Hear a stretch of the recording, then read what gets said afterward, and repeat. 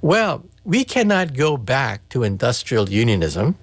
We cannot turn the hands of the clock back. However, we can make it easier for white workers to withstand the ebbs and flows of capitalism. First of all, we can make sure that they have unemployment compensation and they are retrained. They just don't get a paycheck in the mail. They are retrained into occupations which are thriving, which are the future, which do represent a higher level of science and technology, requiring more skills. And this means support of community colleges, junior colleges, technical colleges, support of colleges which will retrain workers for the jobs of the future, not jobs of the past. Unfortunately, our educational system is quite deficient, and the baton may not be passed correctly to our educational establishment.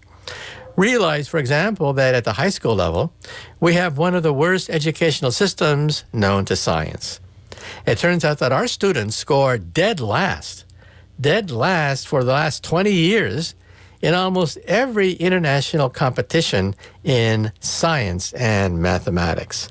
That does not bode well for the future. In fact, one reason why America still produces high-tech geniuses and people that can lead us into the future is because we import brain workers. That is, intellectual workers come in through H-1B, a visa which does make possible a handful of the world's top scientists to come to the United States. However, we can't depend on that forever.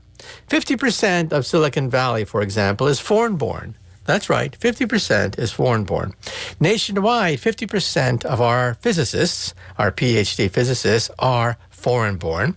At my university, the City University of New York, almost 100% of our graduate students in physics are foreign-born.